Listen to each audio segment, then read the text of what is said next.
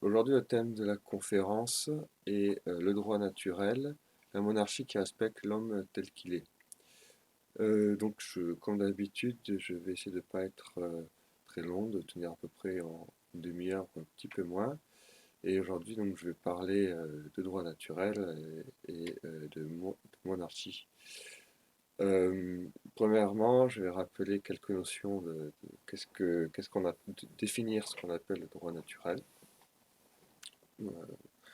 Euh, pour fixer les idées et puis voir un peu comment ça se passe quand c'est enfin, pourquoi la monarchie, dans ce sens-là, est le meilleur des régimes aussi. Le droit naturel, bien sûr, premièrement, enfin, ou la loi naturelle, en pratique, en français, on utilise un peu les deux mots, les deux vocables sans trop de distinction. Euh, Ça n'a rien à voir évidemment avec les petits oiseaux, l'herbe et la nature telle qu'on l'entend habituellement. Nature, ça vient du latin natus, être né, naître. Et donc ça signifie en fait notre nature, donc ce qui fait que l'on est ce qu'on est. Ce qui fait que par exemple la nature humaine, c'est ce qui fait qu'on est des hommes et pas des animaux, pas des astres solaires, pas des pierres, pas des anges.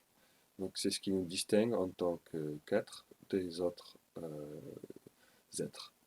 Des autres êtres en tant que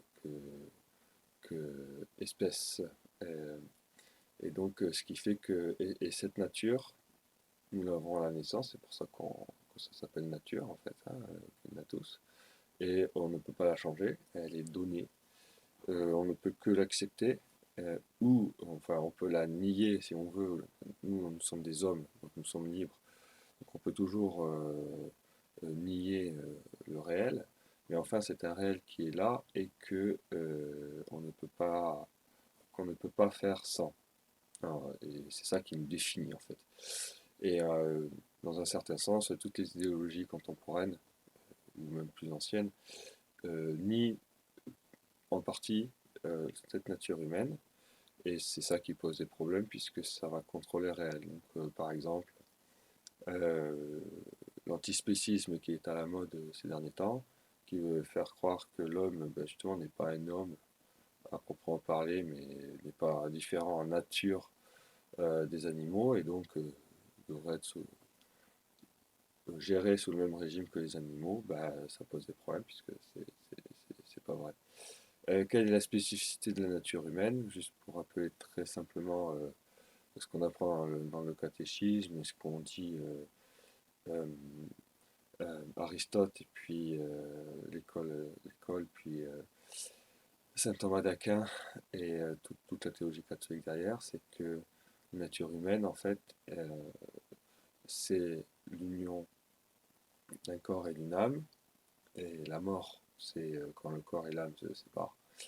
Une union qui est unique et qui ne peut pas, enfin, c'est qui nous définit. Donc,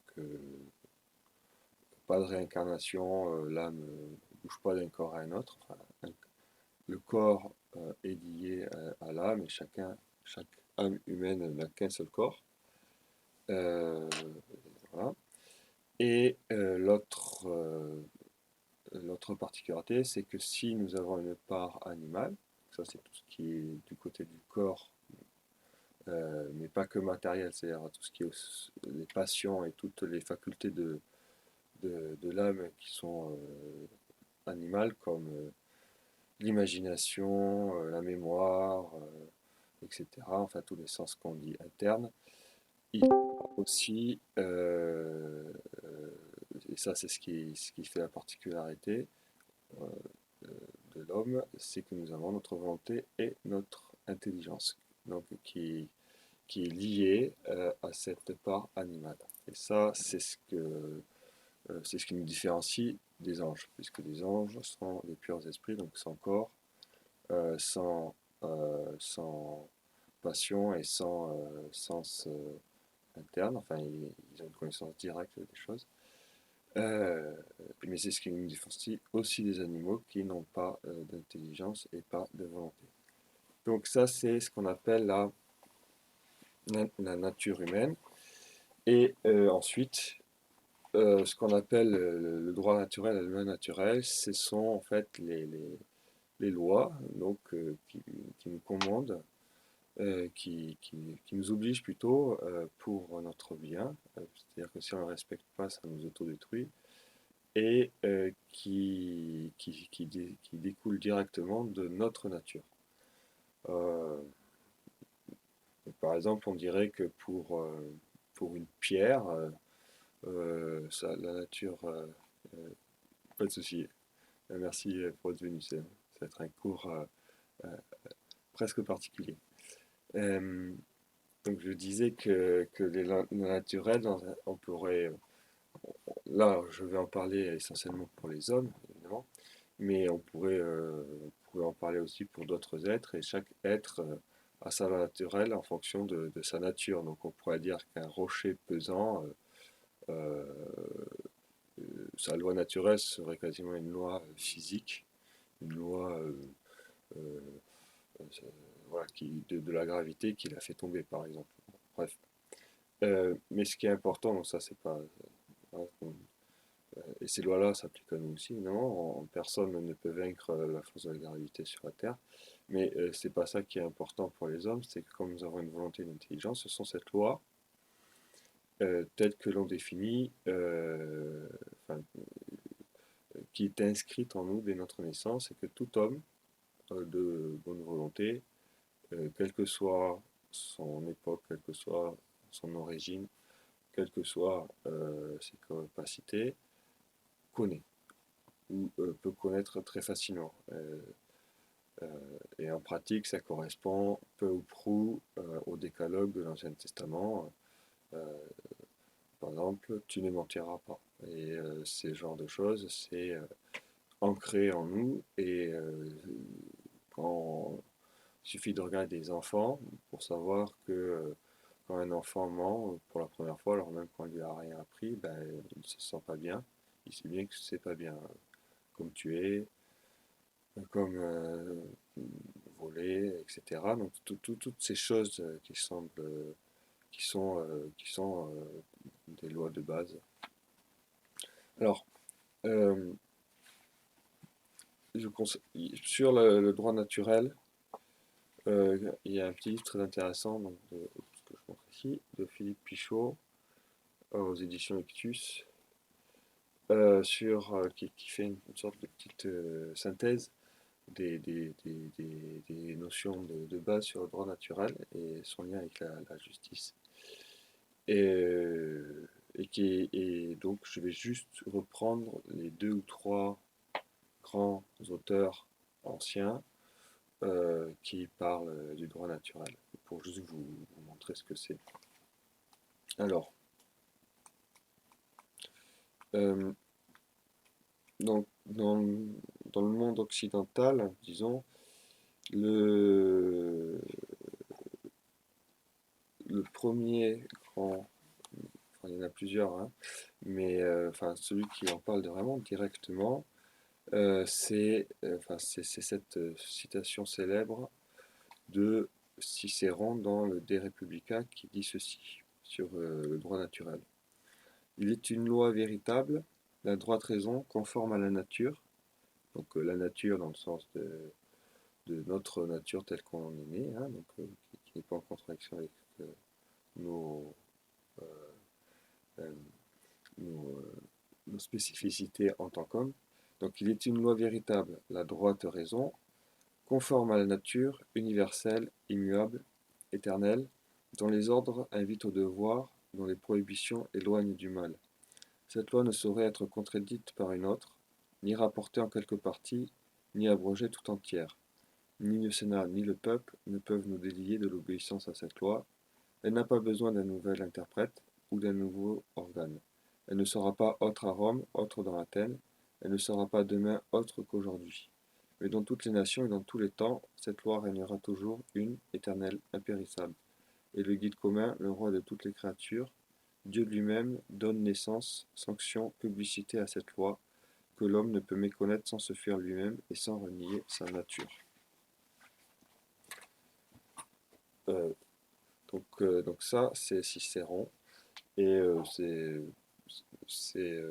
tout à fait une très très bonne définition du droit naturel. Une première remarque, comme vous le voyez, c'était un païen, donc en théorie, on n'a pas besoin de la révélation pour sentir, du moins, et pour énoncer au moins quelques principes de droit naturel. Ce qui fait, et deuxième remarque, c'est une loi universelle, puisque par définition, c'est une loi qui s'applique du fait qu'on est homme, donc partout où il y a des hommes, cette loi s'applique et s'impose à nous, pas par des institutions extérieures, mais elle est ancrée en nous. Donc après, euh, les gens la respectent ou pas, mais ce qui est intéressant, c'est que quand elle n'est pas respectée, ça apporte l'autodestruction, comme dit Cicéron, de façon très très intéressante. L'homme ne peut la méconnaître sans se fuir lui-même et sans renier sa nature. Donc, ce qui fait que dans n'importe quelle civilisation, euh, au bout d'un moment, si on ne veut pas s'autodétruire, on respecte un minimum la loi naturelle. Donc, typiquement, que ce soit par exemple l'adultère ou l'assassinat, dans toutes les sociétés qui durent, euh, bah, on respecte un minimum ces lois-ci. Alors après, je vous expliquerai que c'est il y a une grande différence entre les pays chrétiens et les pays non chrétiens dans son application, mais disons que même dans les pays non chrétiens, on l'applique un minimum, sinon c'est de l'anarchie complète. Et alors, euh, ensuite, je prends un autre exemple confucianiste. euh, pour vous, attendez, excusez-moi, voilà, où il y a aussi donc pour montrer que c'est pas spécifiquement même occidental, même si c'est en Europe que ça a été le pensé de façon la plus précise dès avant la révélation et que c'est ensuite très lié, disons, au christianisme, mais ça existe en fait partout. Et donc il y a un texte, donc un des classiques confucianistes, euh, le livre euh, du juste milieu, et bah, c'est tout au début du livre d'ailleurs, on a cette citation, donc, que je traduis, euh, c'est ma traduction personnelle, mais pour donner l'idée, hein. Donc euh, on appelle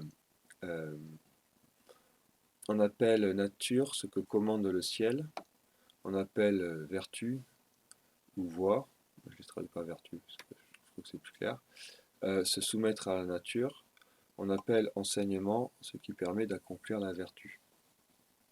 Donc vous voyez, bon, c'est pas forcément tout à fait la même chose ce que dit Cicéron, mais c'est grosso modo la même chose. On a on a en nous une loi, la nature, euh, qui vient de la nature et qui a été inscrite par Dieu, en fait, hein, ou enfin en tout cas par ce qui dépasse l'homme et ce qui nous a créé, ce qui a fait qu'on est là. Donc pour les parents, ils ne savent pas forcément que c'est un Dieu créateur, ils ont pas clairement, ils savent pas exactement ce que c'est que Dieu, mais enfin ils sentent bien que cette loi a été bien décidée par quelqu'un. Donc le fait qu'on ait ces lois en nous et que cette nature en nous montre bien que quelqu'un l'a mise. Ce qui fait qu'après, dans le monde chrétien, il y a la loi naturelle, donc au-dessus des lois humaines. Ça, c'est la chose très importante, c'est-à-dire qu'il y a la loi positive. Donc, pour résumer, loi positive. Donc, la loi positive, c'est la loi qu'on pose, donc qu'on décide, donc que des gens posent. Donc, pour les hommes, la loi positive, ce sont les lois que les hommes, enfin que les dirigeants, que les chefs, que les princes posent en fonction des lieux et des moments. Et voilà, qui peuvent être bonnes ou justes ou injustes en fonction si elles ont été posée de façon juste, injuste, bien posée ou mal posée. Ensuite, il y a la loi naturelle, qui donc vient de notre nature et qui est plus forte que les lois positives.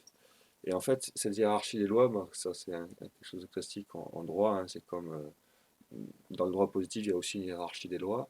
Bah, c'est toujours la loi supérieure qui fait autorité quand il y a des contradictions sur les lois inférieures ou s'il y a des doutes, etc. Donc, la loi naturelle est au-dessus de la loi positive. Donc, en théorie, une loi positive ne doit pas être en contradiction avec la loi naturelle.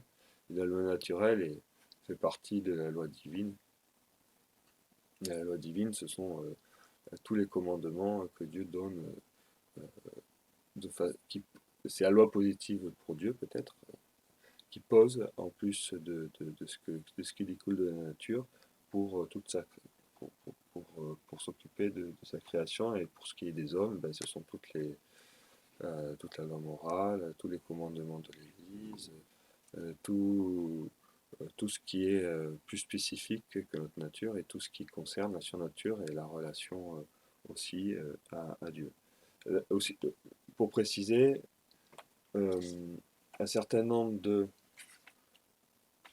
disons, de commandements concernant la religion ne sont pas, a priori, peuvent être de droit naturel. Par exemple, adorer le Dieu créateur, ça c'est du droit naturel, parce que ça concerne une pure euh, justice qu'on peut atteindre, qu'on peut comprendre, qu'on peut éclairer avec la simple raison. C'est normal de dire merci à celui qui nous a donné la vie, quoi, en gros. Et ça, c'est aussi universel, et c'est pourquoi on trouve dans toutes les religions, euh, qu'on appelle naturelles, des cultes et surtout des sacrifices et donc un culte rendu aux dieux. Bon, après le problème c'est que c'est pas forcément rendu au bon Dieu, ou que ça peut être fait avec des erreurs et compagnie, mais enfin, en tout cas, il y a même quand il y a des erreurs, c'est ça qui est très intéressant, quand on fait de l'anthropologie, quand on regarde l'histoire, même quand il y a des erreurs et que ça ne se passe pas comme il faudrait, bah, la loi naturelle, elle affleure forcément, parce qu'on ne peut pas changer ce qu'on est, quoi. Et donc, même quand il y a des grosses erreurs ou des choses terribles, c'est toujours justifié, euh, mal justifié peut-être, mais justifié quand même, par des raisons apparemment convaincantes, qui partent de sentiments de droit naturel, on peut dire. On va, on fait tout, le mal se fait toujours sous l'apparence du bien, donc aucun mal ne se fait en pensant que c'est mal. Donc, par exemple, le sacrifice humain par les Aztèques, bah, ils pensaient vraiment que c'était parfait et que c'était un très très bon sacrifice, puisqu'on offrait quelque chose qui avait beaucoup de valeur, des vies humaines. Et ça partait du sentiment, du double sentiment de droit naturel qui faisait qu'il fallait rendre un culte à Dieu, et donc lui offrir quelque chose de très précieux, et que ce qui est très précieux, c'est les hommes, donc on offre des hommes. Sauf que les grosses erreurs, c'est que premièrement, ils offraient pas aux dieux, mais à des démons, donc qui avaient des exigences terribles, et donc qui n'avait pas la révélation qui disait dès l'Ancien Testament qu'il ne fallait pas sacrifier des hommes, parce que ça c'est l'histoire d'Abraham et du sacrifice arrêté de son fils arrêté par Dieu, quoi, hein, donc qui dit clairement pas de sacrifice humain à part mon fils, que je donne pour vous sauver. Voilà. Donc là, je m'arrête pour le droit naturel, ça fait 30 ans que je fais le droit naturel, et je vais parler donc la monarchie. Pourquoi la monarchie, et dans ce sens-là, respecte l'homme tel qu'il est. Euh, Parce que nous vivons aujourd'hui dans des sociétés qui sont révolutionnaires. Marcel Delcorté analyse nos sociétés comme des dissociétés, donc des sociétés qui qui sont contre nature, en fait, hein, qui vont contre la nature de ce que devrait être une société au départ, en tout cas dans leurs institutions, hein. Puis comme nous sommes des hommes, ça c'est aussi quelque chose à avoir en tête, c'est que entre l'institution et la réalité quotidienne, il y a toujours une différence. On ne peut pas changer notre nature. Donc, la réalité est têtue, comme on dit, et reste. Donc, ce qui fait que, par exemple, un homme qui se dit une femme, il pourra dire ce qu'il veut et il restera un homme, en fait. La seule chose, la seule différence, c'est que si il se dit un homme et qu'il veut faire comme si c'était une femme, ça va créer, il va se mutiler, il va mettre du désordre, enfin, il va poser des actions mauvaises qui vont faire du désordre et de la destruction. Mais ça ne change pas la réalité de base, que bah, il sera toujours un homme, qu'il le veuille ou pas, quoi. Bah, pour la société en général, c'est un peu pareil, c'est-à-dire que en République, c'est comme si on avait un, bah, un homme qui dit une femme, par exemple. Enfin, euh, la société dit ce que la société n'est pas et fait tout pour faire coller la réalité sur des idées abstraites, idées fausses, et, des idéologies.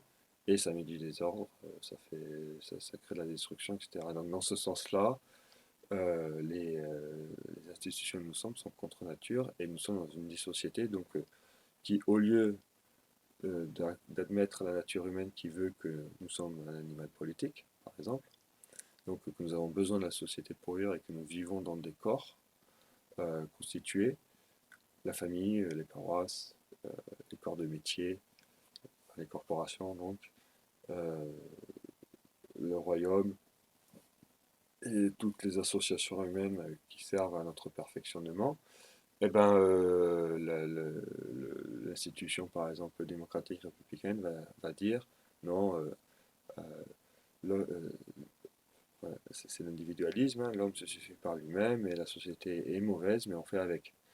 Alors, c'est ça qui est très drôle, c'est que on fait la chose lui dit on fait avec, mais en fait c'est pas qu'on fait avec, c'est qu'on peut pas faire sans et qu'on en a besoin, que c'est bon pour nous, quoi. Euh, donc, les institutions démocratiques et républicaines sont dans cette tension constante de,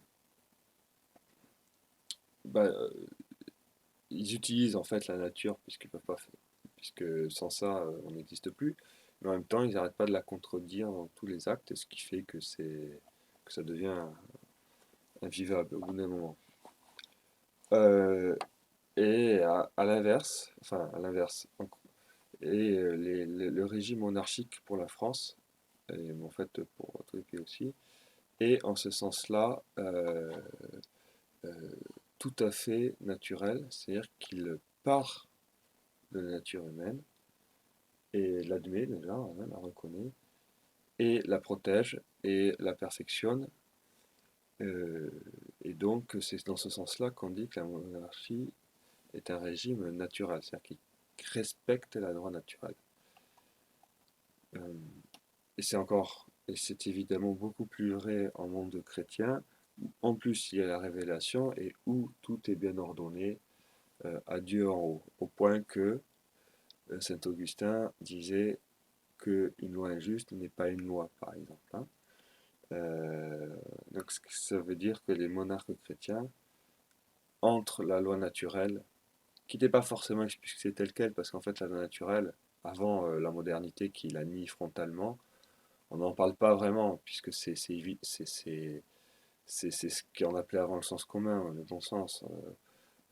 Ça semblait évident, hein, comme l'autorité, enfin tous les principes qu'aujourd'hui, enfin de nombreux principes qu'aujourd'hui, euh, de nombreux principes politiques que par exemple les légitimistes aujourd'hui défendent étaient autrefois des notions communes, enfin de sens commun, que personne ne remettait en cause.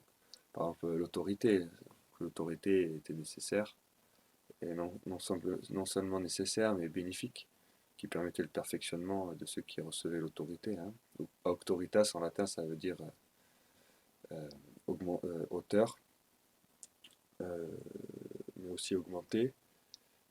et donc perfectionné, et donc ça veut bien dire ce que ça veut dire, c'est-à-dire que le père est pas là pour, il est là pour élever ses enfants, pour protéger ses enfants. Et ben le prince était un peu pareil, et ça c'est vrai chez les confucianistes ou dans toutes les sociétés, était un peu le père de son peuple et devait montrer l'exemple et l'aider à se perfectionner dans la vertu. Voilà, c'était quelque chose qui semblait évidente. Mais qui n'est plus aujourd'hui, donc c'est pour ça qu'on est obligé d'en parler et qu'on parle plus de droit naturel. Euh, donc pour la monarchie et pour cette histoire de politique naturelle, le texte le plus accessible et qui prend en compte notre époque, c'est vraiment l'incipit de mes idées politiques de Charles Maurras. Euh, il n'a rien inventé là-dedans, hein. C'est vraiment, il a juste retranscrit pour ses contemporains une sagesse chrétienne aussi immémoriale et qui existait de façon très importante encore, par exemple en Espagne à l'époque, où enfin, c'est très throniste et très aristotélicien. Et donc il n'y a rien de neuf là-dedans et il n'invente rien, il ne met rien de son fond. C'est pour ça qu'on peut le prendre, cet incipit du petit poussin, vous savez, qui sort de sa coquille et où il explique que l'inégalité est naturelle, n'est pas un mal, et même mieux, est protectrice. Et donc que la hiérarchie et l'ordre dans la société politique est non seulement nécessaire, mais inévitable en fait, inévitable. Et, euh, et ce qui est très drôle, c'est que les sociétés contemporaines révolutionnaires, en niant la hiérarchie, en niant l'autorité, en niant l'inégalité, en fait, ne l'évite pas du tout. Et elle est partout dans la société, mais de façon désordonnée. Donc on aura quand même une élite, mais qui sera cachée. On aura quand même une hiérarchie, mais qui n'aura plus les exigences morales et qui peut faire abuser les petits caporaux, tout ce que vous voulez. On aura quand même une inégalité, mais qui n'est pas assumée et qui n'est pas et donc qui peut être issue en fait, de l'injustice commise par de nombreux. Et c'est ça dont se plaignent, par exemple, enfin nous en souffrons tous, mais je sais pas, les gauchistes, etc., vont se plaindre de ça, par exemple. Et ça, à juste titre, non. Mais le problème, c'est qu'ils ne prennent pas les bonnes solutions. C'est-à-dire que le problème, c'est pas l'inégalité. Il y aura toujours l'inégalité. Le problème, c'est que comme on ne sait plus ce que c'est on ne sait plus pourquoi l'inégalité est saine en soi, et donc elle est placée sur des mauvaises choses. Euh, Autrefois, l'inégalité, c'était pas une inégalité économique, c'était la hiérarchie en fait. Le fait que chacun soit dans des positions différentes et des missions différentes et des métiers différents et pour le bien commun. Inégalité comme distinction. Bon, donc pourquoi la monarchie respecte le droit naturel en tant que tel, enfin en tant qu'institution, au-delà même de la spécificité française, c'est parce que elle est euh, hiérarchique de façon visible. Donc elle reconnaît que la société doit être ordonnée, et c'est très visible dans une monarchie, puisque le monarque, le roi, est bien le chef, tout en haut, et après tout s'ordonne par rapport à lui dans la société politique, en descendant. C'est la famille des familles, ça c'est extrêmement important. Donc là, on, on, on, on n'est peut-être pas, on passe de la monarchie à la royauté, peut-être, enfin je veux dire dans le sens où on n'est pas simplement un monarque qui serait par exemple élu, mais quand on parle de monarchie héréditaire, qui est la forme la plus classique de monarchie quand on parle de monarchie, hein, en général dans l'histoire, quand elle devient héréditaire, et ben, le roi la famille royale, c'est la famille des familles, c'est l'extension des familles, c'est l'extension des familles à l'État, et l'État en fait, enfin ce qu'on appelle l'État qui n'existe qui existe en tant que concept peut-être, mais qui n'existe pas par soi, puisqu'il est incarné dans le roi, et sans roi, il n'y a pas d'État, euh, et l'extension des familles pour le gouvernement des hommes. Tout s'ordonne comme ça, et il y a vraiment cette protection du haut, du roi, sur toutes les sociétés intermédiaires, jusqu'à la famille, d'autant plus que cela est facilité par le fait même que la famille royale est une famille, et que la protection de la famille royale, donc, qui a priori ne change pas, enfin je veux dire, correspond à ce que n'importe quelle famille doit faire pour sa famille, est d'autant plus vital puisque c'est l'existence même du royaume qui est en jeu et, est facilité par ça. Euh, alors en France, nous avons une chance insigne, enfin, on pourrait dire une grâce vraiment particulière pour la monarchie française, pour la royauté chrétienne française, c'est que les lois de succession ne peuvent pas être plus claires, sont complètement claires. Il n'y a aucune action humaine dans la succession, avec l'hérédité, ce qui fait qu'on pourrait dire que c'est une loi coutumière, mais qui est quasi divine, puisque, puisque, puisque euh, euh, l'hérédité, et en particulier euh, l'aînesse, le droit d'aînesse, selon par exemple l'abbé Roquette, que je vous conseille de la lecture, qui est vraiment excellent sur la famille telle que Dieu l'a voulu. Je vais vous montrer le livre qui est là, réédité aux éditions du Drapeau Blanc.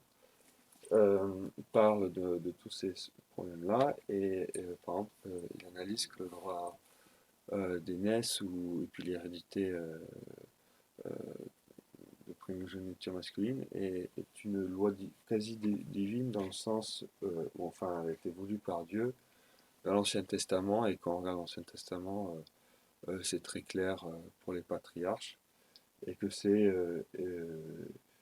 assez intéressant qu'en France on a pu profiter de ça, parce que souvent dans la plupart des monarchies c'est pas forcément le cas, hein, et même souvent ce n'est pas le cas, et il y a souvent à un moment ou à un autre une intervention humaine qui décide du successeur. Et quand c'est à l'extrême, ça peut être vraiment le monarque en place qui décide de son successeur, certes dans son sang, mais qu'il décide. Donc ça crée énormément de troubles, puisque bah, si déjà le monarque en place meurt subitement, bah, c'est la guerre entre les frères.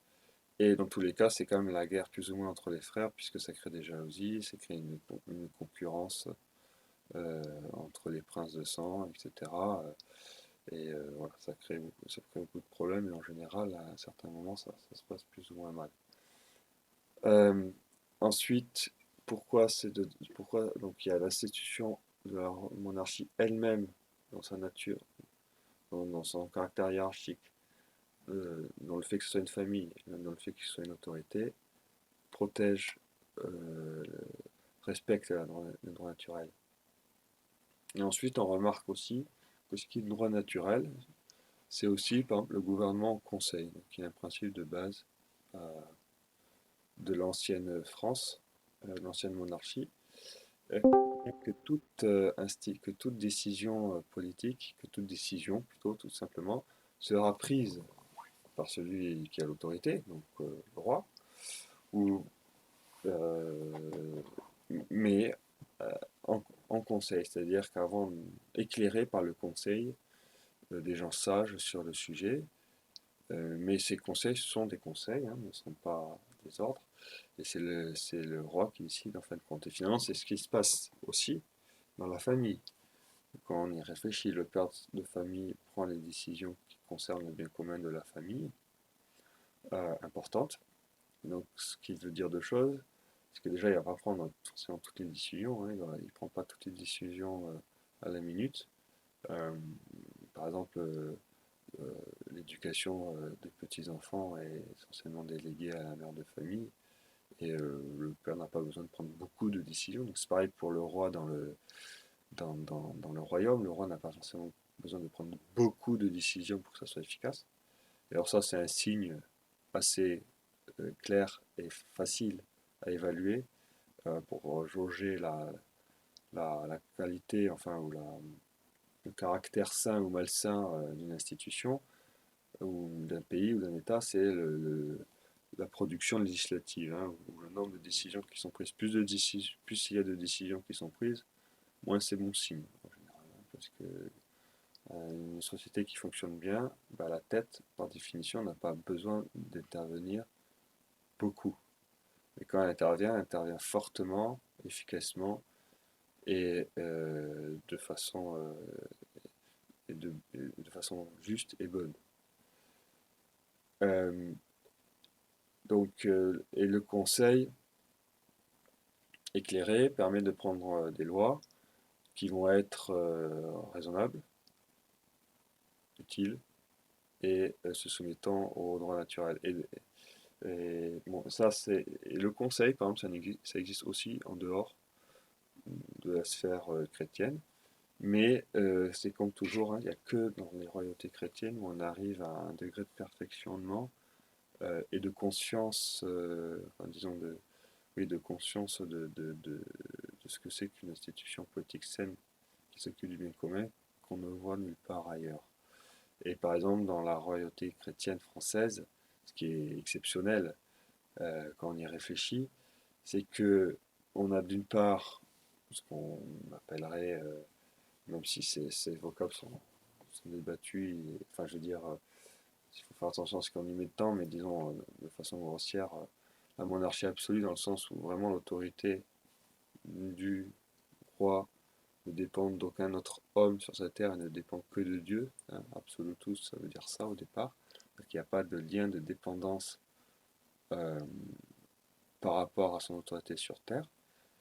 Mais, et c'est là où c'est très intéressant, mais ça ne veut pas du tout dire qu'il fait ce qu'il veut. Mais en fait, pas du tout, c'est même l'inverse. Il ne peut faire rien qui soit en dehors de la morale, donc du droit naturel, rien qui soit en dehors des commandements de l'Église euh, et des règles qui régissent la moralité et les actes d'un chrétien, et rien qui ne puisse aller aussi contre, par exemple, contre le principe de subsidiarité. Donc il ne peut pas aller contre les privilèges légitimes de tous les corps intermédiaires qui lui sont soumis, puisque son rôle, c'est de servir le bien commun, de faire justice, donc de rendre à chacun son dû.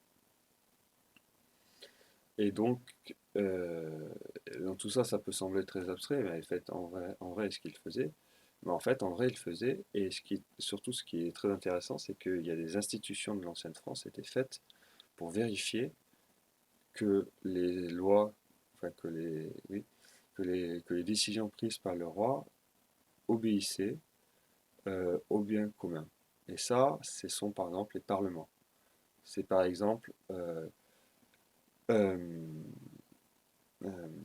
le garde des Sceaux, le chancelier, qui, avant d'apposer le sceau sur les décisions du roi, devait vérifier qu'elles étaient conformes euh, aux lois du royaume, qu'elles ne lésaient pas les justes droits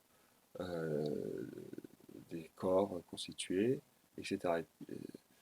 Et ensuite, Saint-Louis a aussi créé les parlements en plus pour, en leur demandant expressément de vérifier qu'aucune, si ces décisions qu'il prenait, respectait les lois du royaume, ce qu'on appelle euh, les lois fondamentales, mais aussi tous les privilèges légitimes des corps constitués, la morale chrétienne, etc.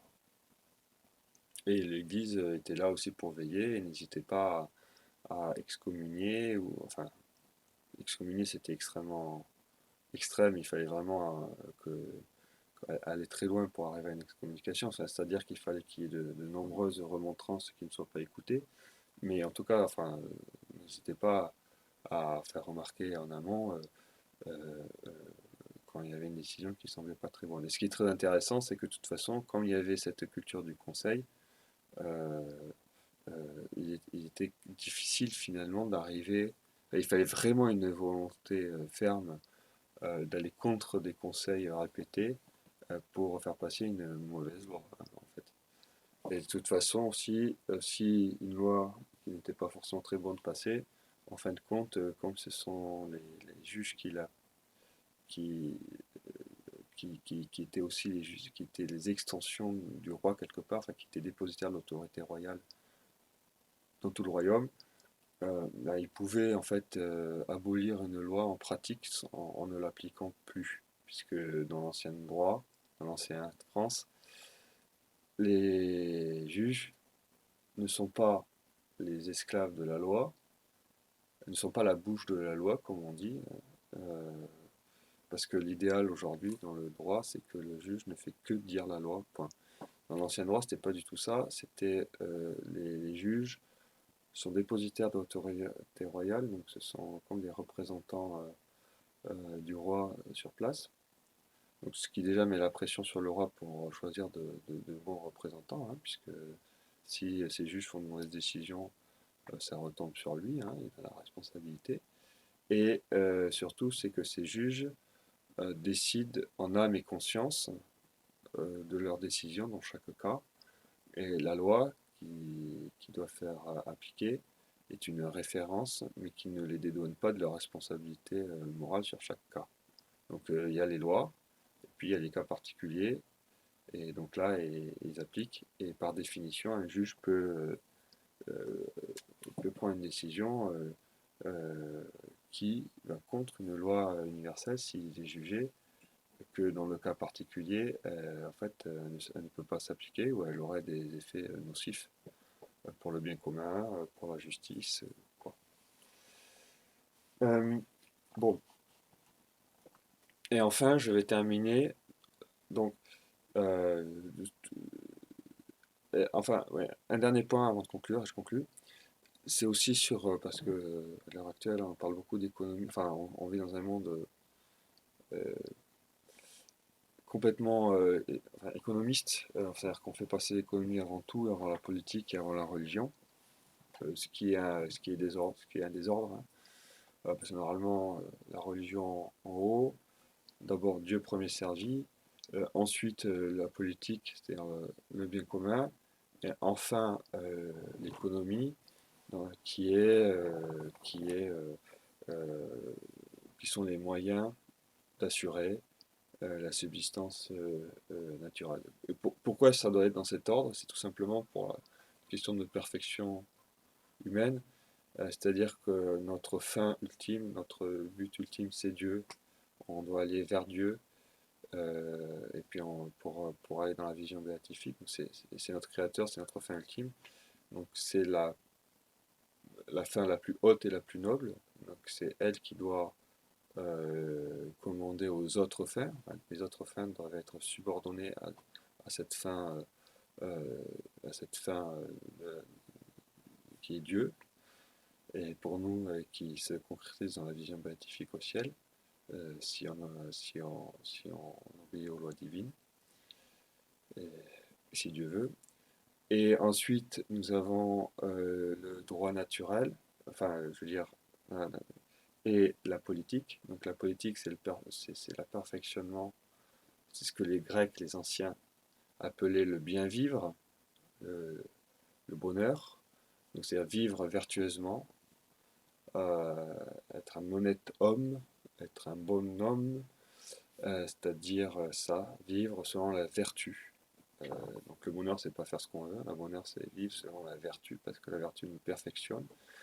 Et bon, toutes les grandes civilisations, ce qu'on appelle les grandes civilisations, euh, avaient cette notion de droit naturel. La différence avec le monde chrétien, c'est que hein, pour ça, c'était réservé qu'à une partie de la population. Donc pour les Grecs, c'était que les citoyens et pas les esclaves.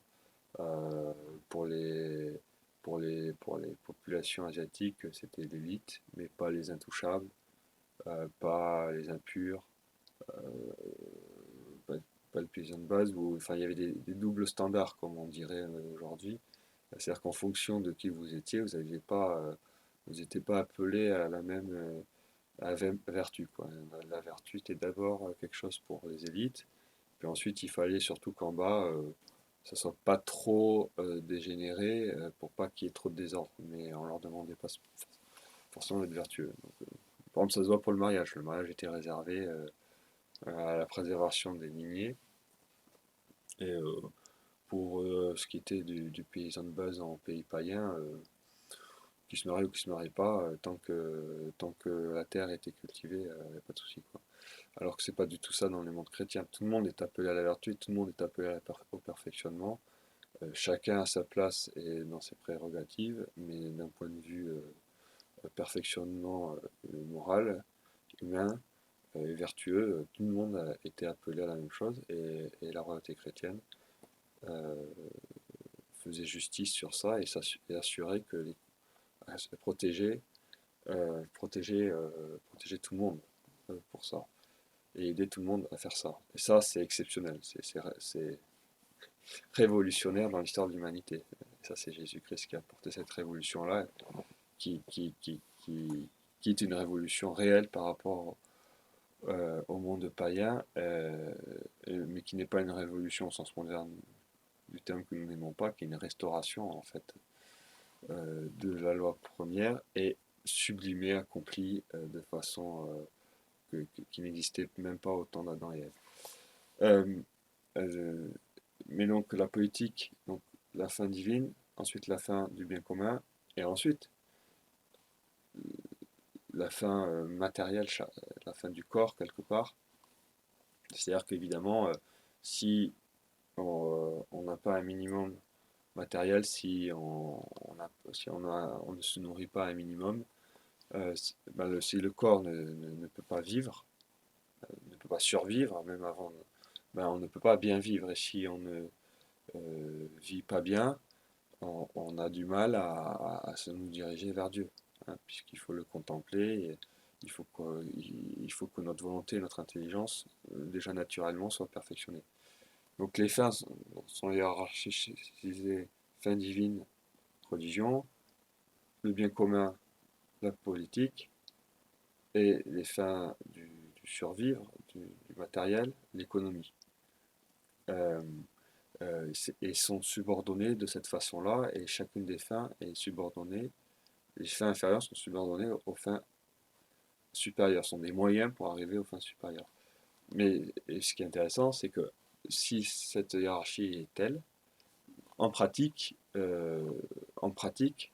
nous, dans notre vie quotidienne, on explore, j'allais dire, dans le sens inverse. C'est-à-dire que tant on n'a pas un minimum, enfin, par exemple, le bébé, si vous le laissez mourir de faim, il n'arrivera jamais à l'âge adulte, et il ne pourra même pas commencer à être vertueux. Donc évidemment, en pratique, c'est pour ça que l'erreur de l'économie, enfin de l'économisme, disons, euh, s'est installée. C'est parce que c'est naturel. Enfin, il faut qu'on vive et matériellement pour pouvoir accéder aux fins supérieures. Le problème de l'économisme, c'est qu'elle nie les fins supérieures et qu'elle subordonne les fins supérieures aux fins inférieures. Comme si la politique était faite pour l'économie. En ne parlant même pas de religion, elle nie la religion. Enfin, et elle en invente une autre par les idéologies de façon cachée, mais elle la nie frontalement, et elle subsume la politique à l'économie. Et donc ça fait qu'en fait elle nous considère comme des animaux, parce qu'elle dit qu'on n'a plus besoin de bien vivre, mais qu'il suffit qu'on survive dans nos passions, et toute la production aujourd'hui, des films, de la littérature, tout ce que vous voulez, c'est la passion à touchant l'émotion, le sentiment. Voilà, on est des animaux, juste des animaux, et enfin, on nous considère on oublie la part humaine de notre nature, enfin la part angélique, j'allais dire, de notre nature humaine, quoi. On ne regarde que la part animale de notre nature humaine, et c'est fait comme ça. Non, bah ça c'était pas quoi, c'est pas la façon naturelle, enfin c'est pas la façon naturelle de faire les choses, hein. Et la monarchie chrétienne avait cet ordre-là, religion, bien commun, et, donc économie en dernier, bien ancré. Et ce qui était intéressant, c'est que le fait que ça soit bien ordonné, ben, en fait, ça perfectionnait tout. Et le roi était vraiment le protecteur de tout le monde, et même en économie, c'est ça que je voulais dire au début, par les corporations de métiers, par les corporations, toutes les corporations en France qui étaient organisées, donc avaient des statuts particuliers en fonction de leur métier, et qui étaient ajustés au métier, parce que chaque métier est différent, et n'étaient pas là pour produire, étaient là pour faire pour produire de bons objets pour les besoins légitimes des gens à un juste prix. Et toutes les corporations avaient un lien direct avec le roi. En fait, c'était le roi qui était leur patron, ce qui est le patronage, ce qui est très intéressant. Donc le roi, sur tous les plans, que ce soit de l'économie, à la politique et à la religion, puisque le roi est protéger l'Église, protéger les prêtres, euh, protéger le culte légitime et combattait ceux qui attaquaient ce culte-là. Le roi était le patron sur tous les plans de tout le monde, de tout le monde et de tous les corps pour le bien commun. Voilà. Et pour conclure, en fait, quand on regarde un peu l'histoire, je vous invite vraiment,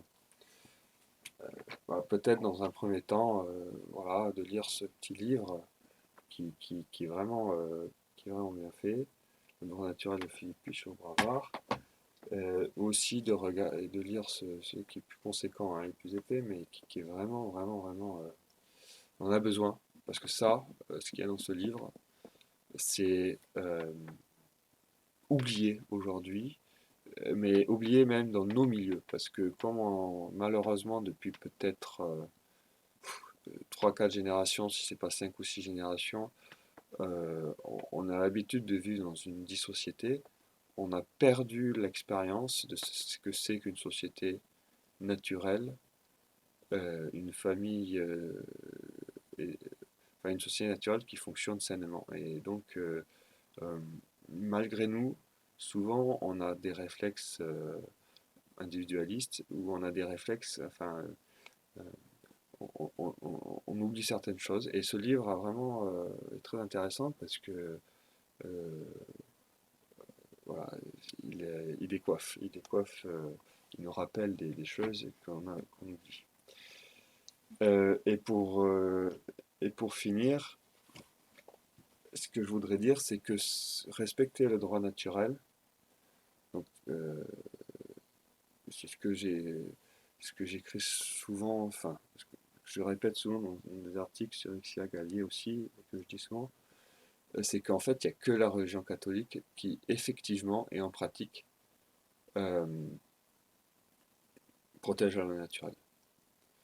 Euh, Même si tous les autres pays, enfin, je veux dire, même si les mondes païens ont conscience, plus ou moins, de cette loi naturelle, euh, il applique plutôt moins que plus, et surtout il applique de façon minimale, juste pour que la société tienne, mais pas plus. Et ça se voit typiquement, par exemple, pour euh, l'assassinat des vies innocentes, des enfants, ce qu'on appellerait l'avortement aujourd'hui ou l'infanticide. Il n'y a que dans les pays chrétiens où l'infanticide, enfin l'abandon des enfants, enfin, disons l'infanticide et l'avortement, enfin donc oui, euh, est effectivement interdit, puni, poursuivi et finalement, en fin de compte, réduit, réduit au minimum, hein. Il y aura toujours une criminalité enfin, minimale, hein. Il n'y a pas de monde parfait, il y aura toujours des meurtres partout, etc. Mais on faisait en sorte que ça soit réduit au minimum. Et en fait, c'est visible en histoire de l'Église dès le départ, puisque dans le premier manuscrit de l'histoire, la Didaché, le premier, je veux dire, manuscrit de l'histoire chrétienne post que nous avons, qui a des éléments liturgiques, mais aussi des éléments de discipline, ben, il est clairement il dit qu'il est interdit de tuer ses enfants euh, dès la grossesse et d'abandonner ses enfants en les exposant sur la voie publique qui correspondent à la mort, puisque à l'époque, à Rome, bah, il n'y avait pas de problème pour faire ça, puisqu'on considérait un peu que les enfants étaient à la propriété du père. Ça, c'est vrai pour l'Asie aussi. Donc il y avait un excès. Là, vous voyez, par exemple, c'est intéressant parce que nous, aujourd'hui, dans le monde contemporain, on vit dans un excès de destruction d'autorité. Mais quelque part, dans ces mondes païens, il y avait un excès dans ce qu'on mettait dans l'autorité, par exemple, la paternelle. C'est-à-dire que le père était le propriétaire de ses enfants. Donc, il pouvait les tuer, il n'y avait pas de souci, il pouvait les vendre. Enfin, après, il y avait des plus et des moins, mais typiquement, par exemple, dans le droit japonais ancien, les parents pouvaient vendre leurs enfants. Voilà, donc évidemment, ça aussi, c'est très mauvais. Donc les excès peuvent être dans les deux sens. Mais il n'y a que dans le droit chrétien où il y avait vraiment le droit naturel qui était protégé et où tout était remis à sa place. Et, euh, et ce qui est drôle, c'est que quand on n'a pas le phare de la lumière chrétienne, bah il y aura toujours des excès et ça sera déséquilibré. Donc que ça soit déséquilibré dans le sens actuel où, par exemple, euh, euh, on a tellement peur de l'abus qu'on supprime l'autorité, enfin, on veut supprimer l'autorité, et donc ça devient l'anarchie. Hein. Ou inversement, en fait, quand il y a l'anarchie qui arrive, finalement l'anarchie devient tellement horrible euh, que qu'on en revient à une autorité comment dire, tyrannique, voilà, qui n'est éclairée que par, au mieux, euh, un ordre formel, ce qui n'est jamais qu'une anarchie. Et c'est ce qu'on appelle les totalitarismes à l'heure actuelle. Mais tant que c'est pas soumis à la loi naturelle, donc que par exemple à la tête il y a une famille, et déjà quand à la tête du royaume il y a une famille, et ben, les choses marchent mieux parce que c'est plus naturel, mais que cette loi naturelle n'est pas soumise aux lois divines, à l'Église, etc., ben ça marche pas bien. Enfin, ça marche très mal plutôt, parce qu'il n'y a aucun système. Les hommes ne changent pas, il y a toujours des péchés, il n'y a rien de nouveau sous le soleil. Donc, il n'y a aucun monde qui est parfait. Mais dans les sociétés qui fonctionnent bien, ben, ça punit ce qui est mal, ça récompense ce qui est bien, et ça met l'ordre où il y a le désordre. Et le travail n'est jamais fini, puisque les hommes pêchent tout le temps. Hein. Enfin, ne cesseront jamais de pêcher, mais dans une société qui fonctionne bien, ben, chacun cherche à être vertueux et à faire le bien. Donc, non, déjà, ça aide.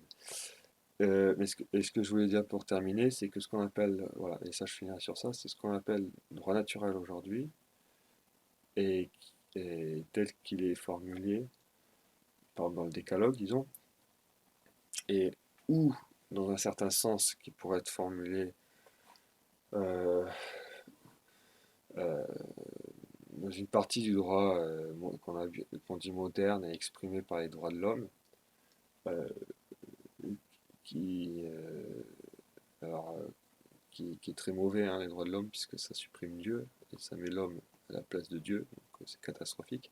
Mais il y a quelques principes de droit naturel là-dedans qu'ils n'ont pas inventés, qu'ils ont repris en fait, et dont ils abusent, mais en niant les principaux qui sont l'autorité telle que l'a voulu Dieu, donc le roi, etc. Hein. Mais bon, n'importe.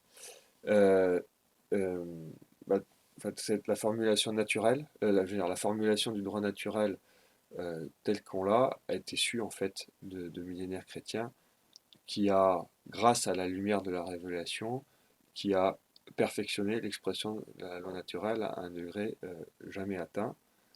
Et ce qui est intéressant, moi ça j'ai vu ça de l'expérience que j'ai au Japon, c'est que quand la modernisation qu'on a, enfin, ce qu'on appelle modernisation qu'on a vu au 19e et 20e siècle, en Japon, mais au fait dans tous les pays, disons non européens, c'est comme si tous ces pays avaient, quand ils n'ont pas apporté la religion, parce qu'il y a certains pays qui sont devenus catholiques quand même, il ne faut pas l'oublier, hein, en Afrique en particulier, et c'est ça la cause principale. Mais disons par exemple le Japon qui n'est pas devenu catholique d'un point de vue étatique, euh, pourquoi il a pu autant progresser? C'est parce qu'en fait il a juste importé, parce que enfin, il n'y a pas de pragmatisme, ce qui marchait bien en Europe à la fin du XIXe siècle, donc des institutions qui étaient perfectionnées par des millénaires chrétiens et qui peuvent être appliquées. Et par exemple la monogamie, un truc, une révolution la monogamie, hein, sans concubin, etc. Euh, et évidemment, quand on applique ça, bah, ça suffit pour faire un bond en avant quelque part, mais qui est, euh, qui est sans l'esprit. Et donc, au bout d'un moment, la lettre tue l'esprit et ça se redégrade. Et euh, qui ne dure pas, puisque c'est comme si on coupait la branche d'un arbre. Donc, à un certain temps, les fruits qui sont sur cette branche restent. Les, les- les feuilles restent vertes, mais si on l'a coupé du tronc et des racines, la sève ne coule plus. Donc, c'est juste une question de temps pour que ça dépérisse et qu'on revienne aux scories païennes. Et, voilà. Et je pense, et je finis avec ça, je l'ai dit plusieurs fois aussi par le passé, mais c'est bon de répéter, c'est que ce qui se passe à l'heure actuelle en France, euh, ben c'est ce que j'appelle paganisation, mais c'est ça, c'est-à-dire qu'on en coupe la France de ses racines et on arrive brutalement, on replonge brutalement dans une société pré-chrétienne, non chrétienne, donc avec toutes ces scories qui encore scandalisent un peu les gens, mais qui est le pot commun, le lot commun de l'humanité sans chrétienté. Et c'est une raison d'autant plus forte pour tous les Français de bonne volonté euh, de restaurer le roi très chrétien en France, donc de se reconnaître comme sujet et un grand encouragement à se convertir à la foi catholique, puisque les deux, pour nous en France, sont indissolubles et c'est une grâce. Hein. Enfin, je veux dire, on n'est pas obligé d'être chrétien pour être sujet du roi de France, mais comme le roi de France était chrétien, il rapporte, il remet la religion catholique là où il faut, et le roi français est catholique. Et en ce sens-là, j'allais dire par définition, par conséquence, euh, met en place, enfin, respecte le droit naturel et donc fait du bien à tout le monde, indistinctement d'ailleurs de leur religion.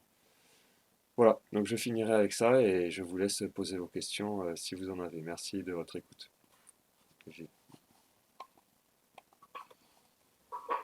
Bonsoir.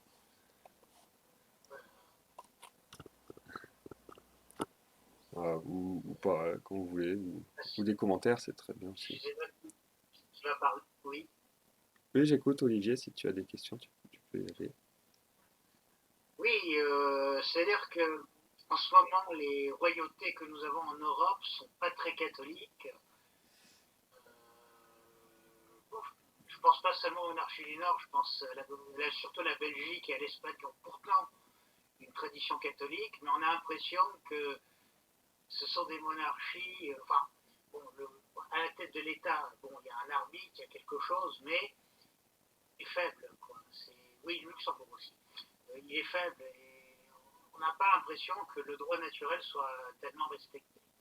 Voilà. C'est vrai. Sinon, il pourrait y avoir, à l'inverse, les républiques de Vichy ou Salazar, mais ça tombe vite parce que ces chefs d'État se sont écroulés. Après leur succession, enfin la succession n'a pas pu être assurée parce que ce n'est pas une monarchie, c'est pas une royauté. Ça, Pas héréditaire, ça, disons. ça Voilà. voilà, c'est ça. Donc l'hérédité aide. Mais le problème, c'est que c'est quand il y a une hérédité, mais que la loi naturelle n'est pas, et encore plus la loi divine, n'est pas inscrite dans la Constitution. Voilà ce que je voulais dire pour l'instant. Oui, oui, c'est tout à fait vrai. Effectivement, les monarchies dites constitutionnelles à l'heure actuelle ne parviennent pas à faire leur travail. Euh, Ceci dit, ce qui est intéressant, c'est que juste le fait, alors c'est évidemment pas idéal, mais enfin, juste le fait que ça soit Oui, des familles à la tête de l'État et qui sont chrétiennes, ça ralentit un peu. Ça donne un exemple qui est quand même en contradiction permanente avec les institutions démocratiques et contre nature. Alors c'est là le problème, c'est que effectivement c'est des sortes de monarchies de compromis qui n'assument pas ce qu'elles sont finalement ou qui peuvent pas l'assumer à cause de problèmes, à cause des soucis des réalités. Et ça c'est effectivement c'est notre grande chance dans notre malheur en France, c'est que comme on n'a pas ça, on peut vraiment avoir des idées claires sur les principes et on peut vraiment se battre pour une restauration intégrale. Alors qu'effectivement, dans un certain nombre de pays, dans le Japon, où il y a une monarchie encore instituée, qui était autrefois soit très chrétienne chez nous, mais ou avant-guerre ici, qui quand même respectait le droit naturel de façon assez importante. Euh, oui, euh, c'est voilà, c'est le problème du moindre mal. Ouais. C'est que ça freine, ça freine, euh, ça freine. Oui, voilà, oui, c'est vrai que pour la Belgique, c'est comme dit le volontaire, la Belgique était conçue comme une copie de la monarchie de Juillet, et effectivement, la couronne exactement. de Belge a été grandement affaiblie à l'issue de la Seconde Guerre mondiale. Tout à fait, tout à fait. Donc c'est sûr que la monarchie de Juillet, c'était pas spécialement catholique, c'était surtout bourgeois, mais ce que je voulais dire, c'est que, par exemple au Japon, c'est clairement le fait que l'empereur reste, etc., ça a été ça ralentit la chute quelque part, mais comme ça a été de compromis, effectivement, il y a une sorte de contradiction interne entre les institutions telles qu'elles ont été définies au moment des révolutions ou après-guerre, etc., et l'institution monarchique elle-même, en fait. Et donc soit la royauté se démocratise et ça appelle à sa destruction finale. Et c'est un peu ce qui se passe au Japon quand on y réfléchit, hein. Il n'y a plus d'enfants, il n'y a quasiment plus de successeurs. Les princesses se marient à des roturiers pour sortir de la famille royale. Donc il y a une sorte d'extinction naturelle, enfin pas naturelle dans le sens du droit naturel, mais enfin, une extinction qui se produit à l'heure actuelle, mais qui est une sorte de conséquence finalement des influences démocratiques, on peut dire. Bon, c'est vrai. Et le deuxième commentaire, c'était, pardon, oui, oui, c'est ça, les Salazar et compagnie. Oui, c'est pas faux. Mais la question, c'est ça, il n'y a pas c'est-à-dire que l'hérédité fait partie quand même, pour la politique, euh, d'un principe naturel. Et d'ailleurs, c'est d'autant vrai, et c'est ça qui est intéressant pour la loi naturelle, c'est que parfois, si on l'apprend pas en entier, mais qu'on en isole un principe, on peut l'utiliser à de mauvaises fins. Euh, je m'explique. La tradition, c'est transmettre. Mais le problème, c'est qu'est-ce qu'on transmet. Oui, c'est ça. Par exemple, Napoléon, c'est typique. J'en parlerai dans une autre conférence dans l'année. Napoléon, c'est une monarchie révolutionnaire.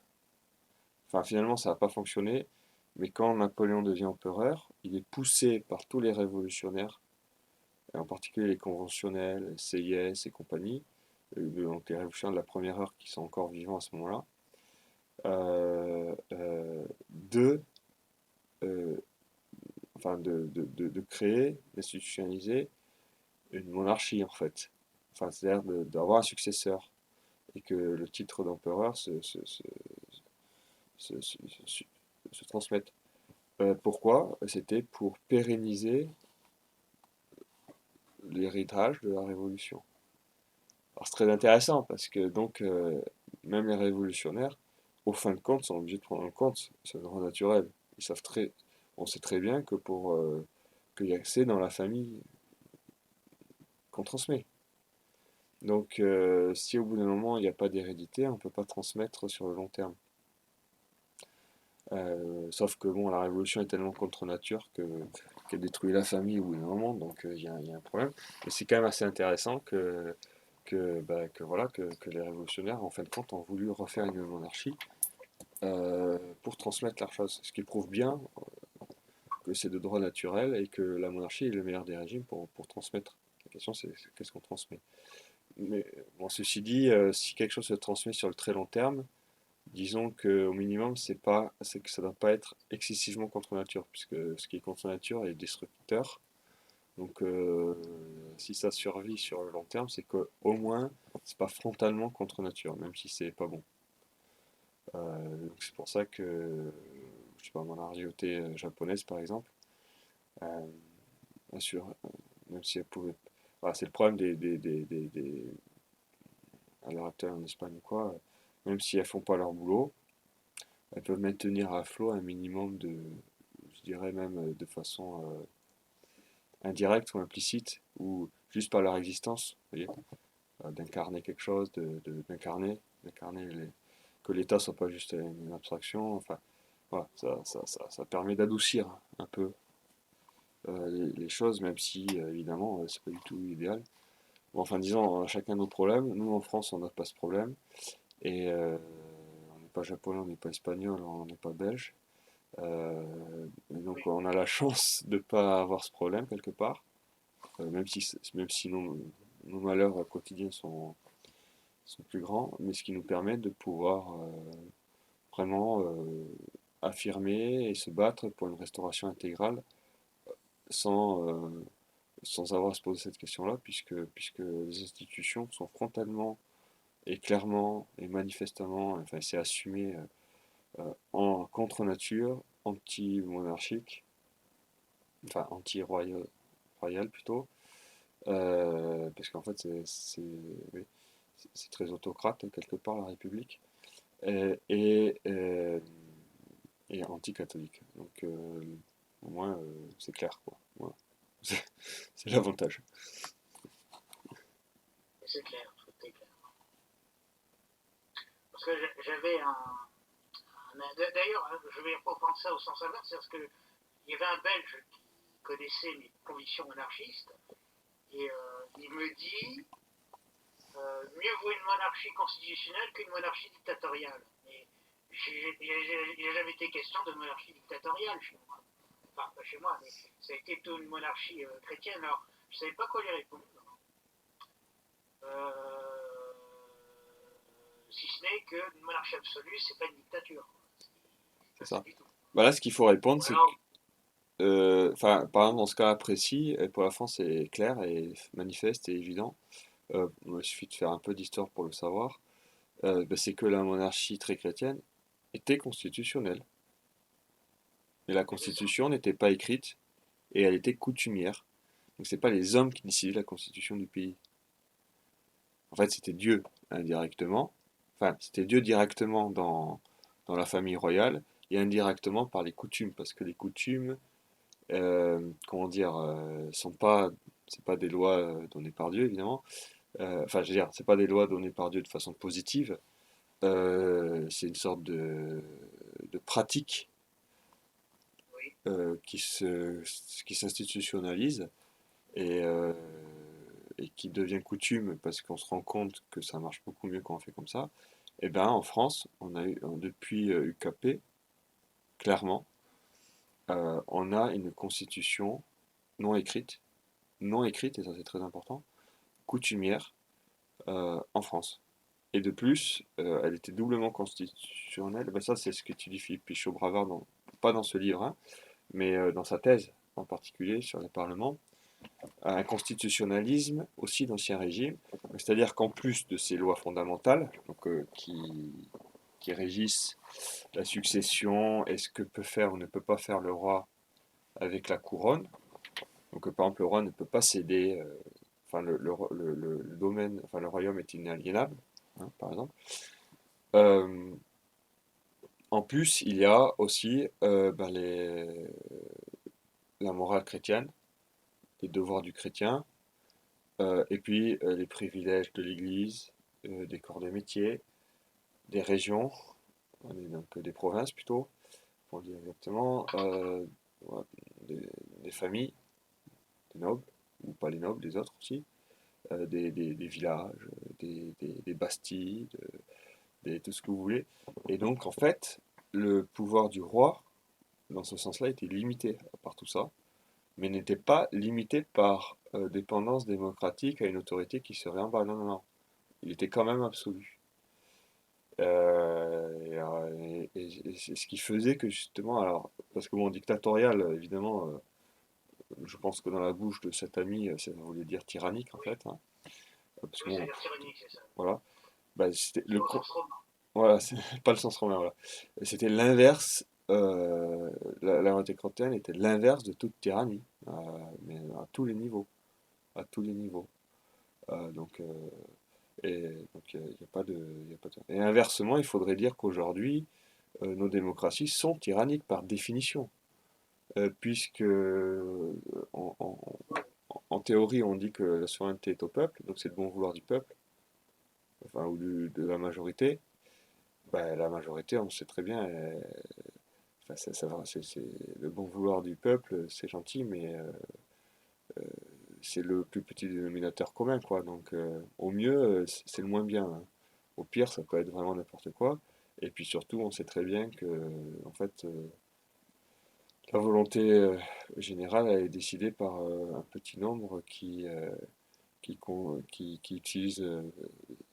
utilise la démocratie, qui est le régime le plus manipulable au monde, pour faire passer son bon vouloir personnel à elle, donc une tyrannie en fait complète et qui est juste cachée sous couvert de démocratie et et qui est estompée dans son incarnation, puisqu'on ne sait pas vraiment qui est le tyran, puisqu'il y a une sorte de clique oligarchique tyrannique, ce qui complique un peu d'ailleurs, parce que le tyran individuel est préférable à l'oligarchie tyrannique, hein, parce que le tyran individuel déjà peut se convertir, et s'il arrête d'être tyran du jour au lendemain, bah, il est plus tyran.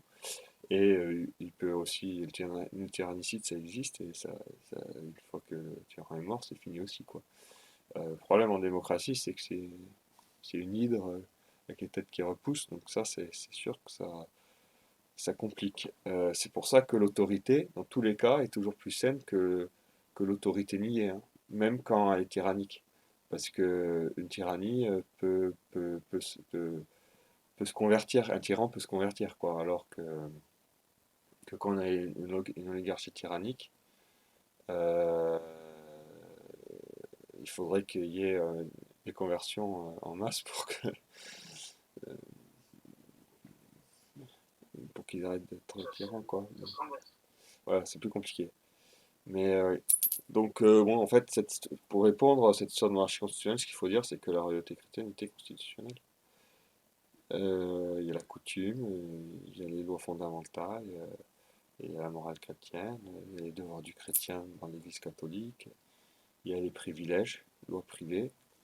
Et donc, c'était bien plus constitutionnel, enfin, dans le sens joli qu'on a, disons, dans le sens commun de constitutionnel, était bien plus constitutionnel que nos lois constitutionnelles à l'heure actuelle, puisque surtout, c'est ça qui est important, que la constitution d'Ancien Régime n'était pas modifiable de main d'homme. Voilà, ça c'est clé, c'est clé, ça dépendait pas des hommes. Ça donnait une assurance que, y compris le roi, personne ne pouvait changer ça. Parce que c'est bien gentil les monarchies constitutionnelles, mais ça part du principe que la constitution peut être écrite, réécrite et modifiée. Enfin, je veux dire, à l'heure actuelle, les monarchies constitutionnelles contemporaines, avec une constitution écrite, qu'elle peut être modifiée tout le temps. Donc c'est un gros problème.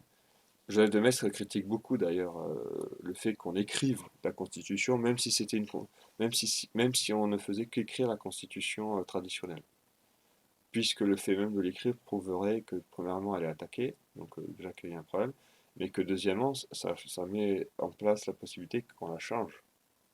Parce que même si on dit qu'on ne peut pas la changer, du moment où on l'a écrite, en particulier pour ce genre de choses, on la change. Attends, j'ai vu qu'il y avait un commentaire. C'est où les commentaires? Oui. Voilà, pardon. Et vous pouvez parler hein, si vous voulez à voix haute. Hein. Il veut pas. Ouais, c'est ça, c'est Dieu qui écrit la Constitution, que ce soit direct ou indirectement par la coutume ou par l'élection d'une famille. Voilà. Euh, Mais après, c'est comme l'obéissance, par exemple. On a les chefs qu'on mérite aussi. Euh, c'est logique que les chefs demandent à être obéis, même quand c'est des mauvais chefs. Oui, c'est juste que, après, en tant que chrétien, on n'a pas le droit d'obéir à une loi injuste, inique, qui nous demande de faire du péché. Mais a priori, si c'est quelque chose de plus ou moins neutre, il faut quand même obéir pour la conversion du chef, quoi. Si c'est pas quelque chose qui est pécuniaire. Alors, le problème, c'est qu'aujourd'hui, évidemment, on est dans un système qui est tellement totalitaire, les gens ne savent même plus qui exige quoi, enfin, on ne sait même pas d'où ça vient, quelque part. On pond Oui. des normes, des choses, euh, enfin, voilà, donc c'est vrai que le contexte où on vit est assez, pour ça, difficile pour le discernement, qui fait qu'on a du mal à trouver un juste milieu et que soit on rejette tout en bloc, ou soit on rentre dans un légalisme, enfin, donc on devient une sorte de révolutionnaire, ou soit on devient d'un légalisme qui est affolant, enfin, on marche à la terreur, et donc voilà, en tant que légitimiste, il faut ni l'un ni l'autre, quoi. On empêche les gens de tourner en rond, mais sans les agresser dans ce qu'ils ont de légitime, quoi. C'est facile à dire, difficile à faire. C'est facile à dire, oui, très facile à dire. Oui. Non, mais c'était bien comme exposé, puis c'était très, très thomiste, si j'ose dire, très catholique, très. C'est pas mal. Bien. Alors j'ai réussi, en tout cas, j'ai réussi à écouter une grande partie parce qu'à un moment donné, ça marchait pas. J'ai réussi à quand même Connecté. à me reconnecter. Voilà. Tant mieux, bon, si c'est utile, tant mieux si Est-ce ça qu'il y a peut quelque aider. chose à dire, notre ami Zebeski, Japonisant, qui connaît très bien qui le est Japon. japonisant? Oui, il parle très bien japonais, il connaît bien le Japon. Ah, c'est bien. Il faudra qu'on parle d'ailleurs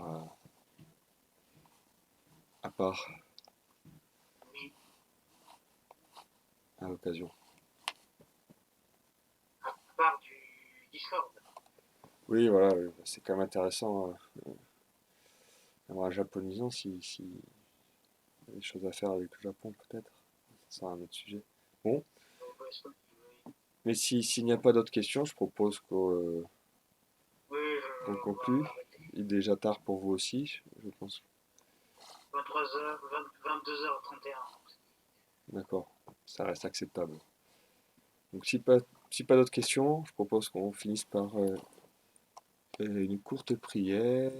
Euh, Hop, voilà, je repartage l'écran. Alors en vous, hein, il faut que je change ça. Ouais. Au nom du Père, du Fils et du Saint-Esprit, ainsi soit-il. Sous votre miséricorde, nous nous réfugions de Dieu, nos prières, ne les méprisez pas dans les nécessités, mais du danger, délivrez-nous, seul pur, seul béni, ainsi soit-il. Et soit-il. Saint-Esprit, Au nom ainsi du Père, soit-il. du Fils et du Saint-Esprit, ainsi soit-il.